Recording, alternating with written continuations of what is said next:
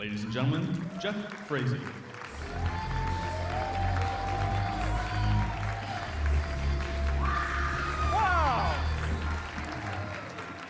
Wow, welcome everybody, the 15th annual YAL National Convention. Wow, it's incredible to have such an incredible group and just to see how far we have come as an organization.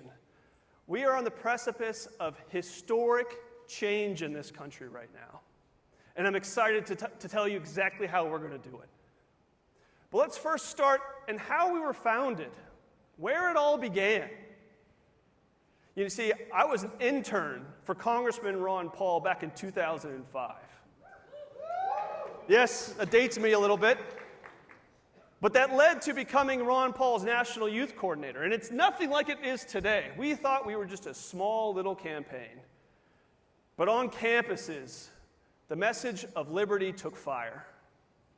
And it was from Students for Ron Paul that we formed Young Americans for Liberty. It was from that inspiration.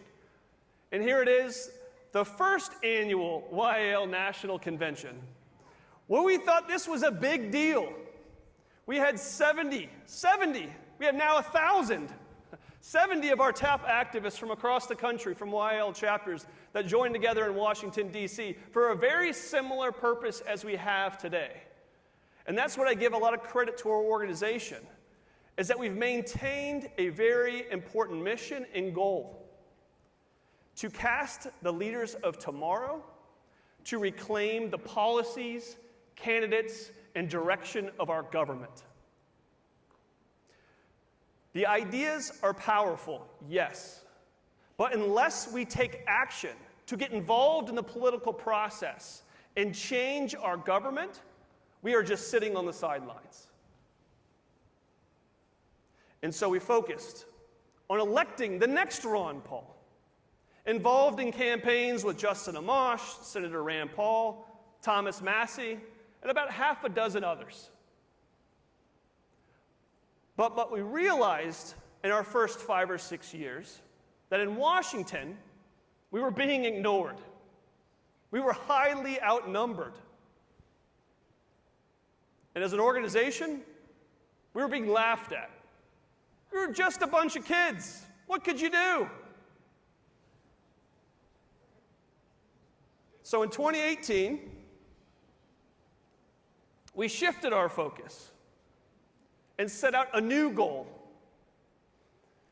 to mobilize YAL activists at a state level to elect 250 principled state legislators in the mold of Ron Paul by 2022. We thought we were crazy. In 2 election cycles, how were we going to pull this off? But we knew we had to build the bench. And if you have been around the organization for a while, you know what happened. Not only did we hit this goal, we crushed it. Yes.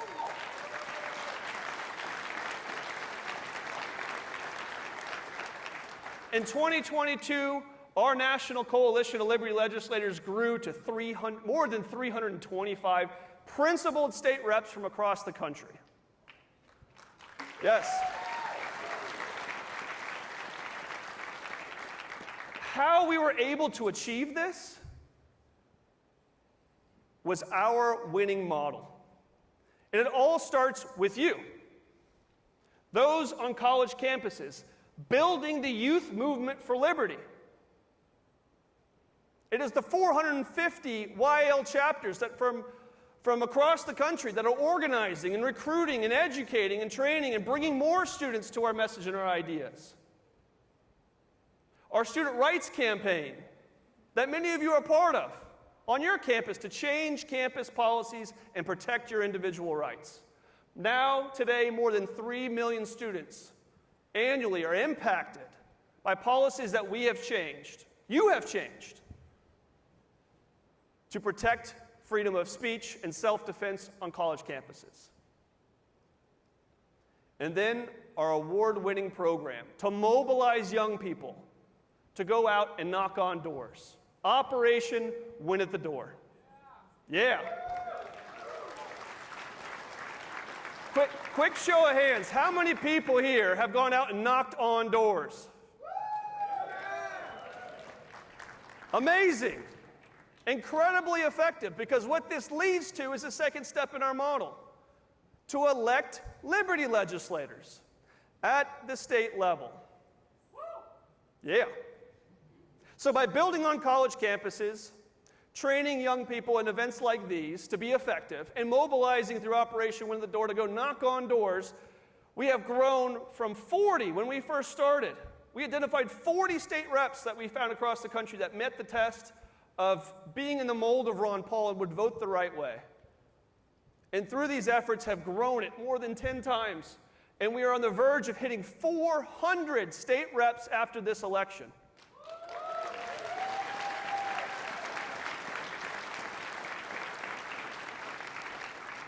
It's amazing. It's just beyond our expectations, but we're not done. Building this organization or this coalition of 400 reps from 40 to 400 is an incredible accomplishment, but it's not enough. Just by electing the good guys doesn't get us to where we need to go, because they must then pass liberty legislation. We must hold them accountable to these principles and not just get elected, but then go to the state capitol and do what they promised to do and uphold their oath of office. And so as we've been building this movement, and as we've been building this effort, we've been focused on 5 of the most impactful issues at the state level: education, universal school choice, with health care and price transparency, and ending mandates, from our economy to our civil liberties to constitutional government. Dozens of policies that we have enacted, or that you, our legislators, have helped pass. From big to small, we have now seen this summer pass 700, it's incredible to think, 700 liberty bills that have been signed into law.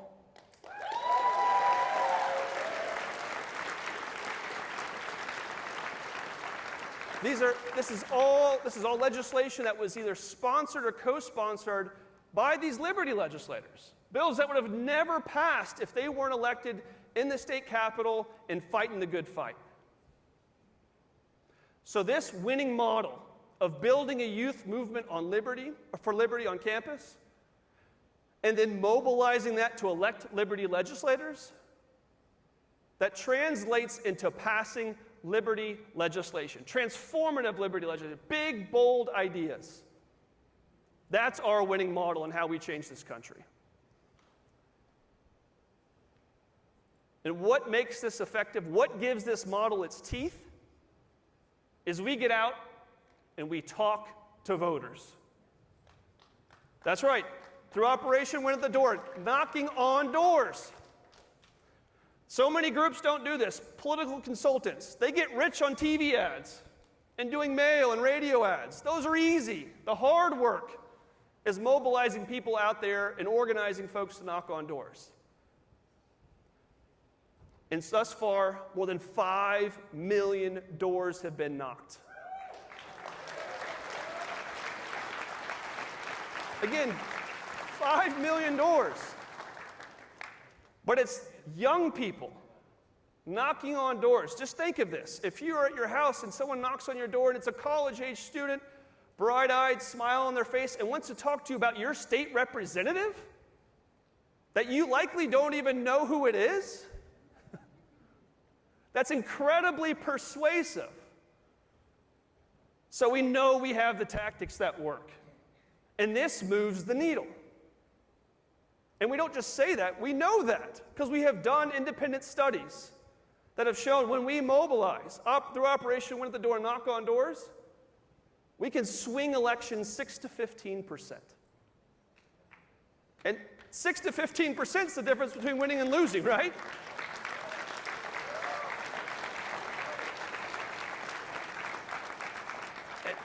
And that's real political power. And so where we're focused now in the states, mostly red states with large Republican majority control, The roadblock, of course, is the Democrats. But it's also these rhinos, these big government Republicans. Right?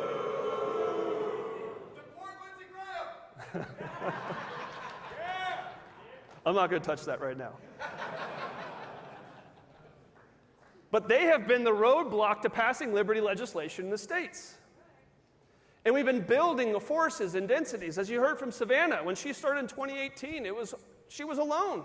But in Kentucky, the density of legislators that are starting to build around that leadership is reaching a tipping point where we are now finding pathways to pass liberty legislation, where we are outnumbering the rhinos and the Democrats. That's where we are today. We are on the precipice of very big things.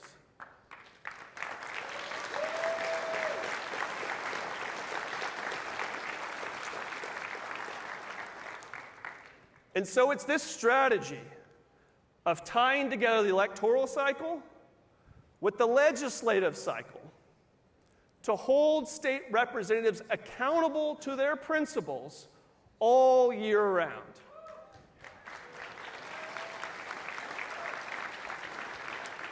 Again, I challenge you to find anyone else out there that will hold to principle, let alone execute on this strategy of get into elections and recruit candidates and train them up and mobilize to help them win. But not being enough, we have to hold them accountable the legislative season to make sure they vote right and that they uphold their oath of office. Because if they don't, well, guess what? Election season comes up real quick, and we're happy to primary them and replace them with someone else who is going to take their oath of office seriously.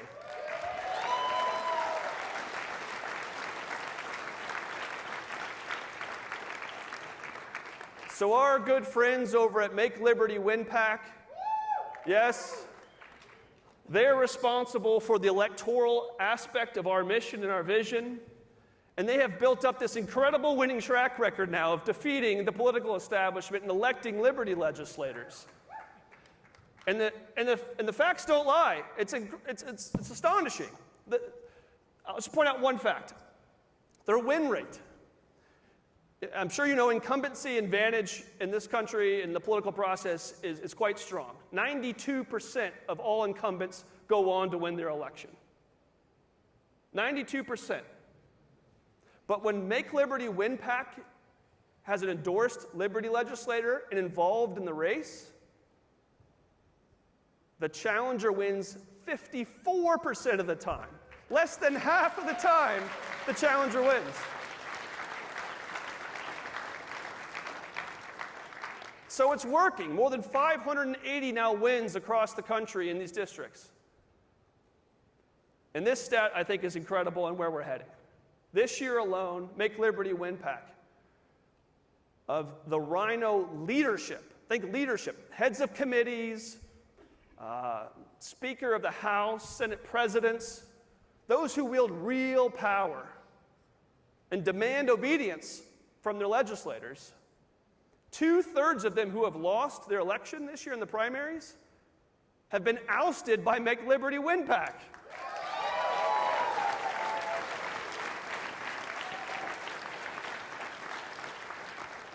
This includes in Idaho, Senate President Chuck Winder.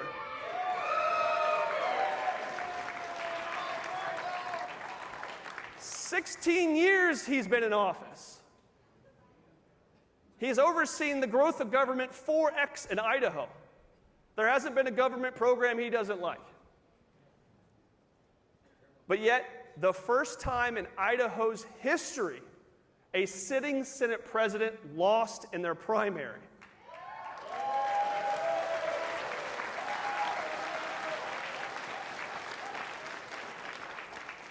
But not only did he lose, we replaced him with a principled liberty legislator.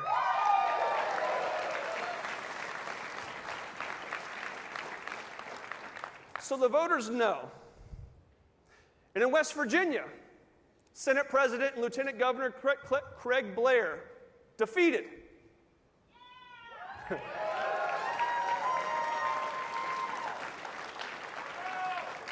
This is the gentleman who was responsible for the $300 million slush fund in West Virginia that was reeked of crony capitalism. It sent a shockwave across the political establishment. And then in Ohio, we're a lineage of corrupt Republican leaders. And I could speak on this all evening, the story of Ohio. That's right, the Blue 22.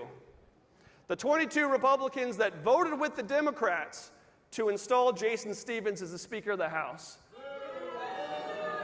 Well, guess what? MLW PAC went after those 22 Republicans. And the Blue 22, as they were called, are now the Blue 13.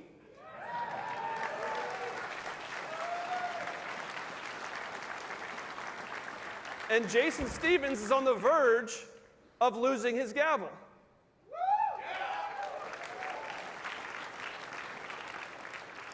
So needless to say, they're not laughing anymore.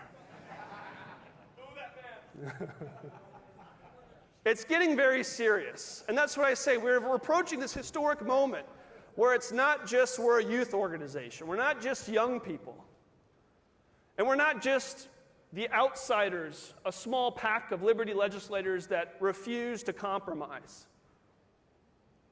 No, we are actually building capability in coalitions to a point where it's threatening real political power. And so a few weeks ago, I got a phone call. It was from one of our top donors. And it started with, Jeff, we got a big problem on our hands. And if you run a nonprofit organization and one of your big donors calls you and starts the phone call like that, you know you're in for a ride. And it sent chills down my spine because I know this donor was connected. He's a big Republican donor. He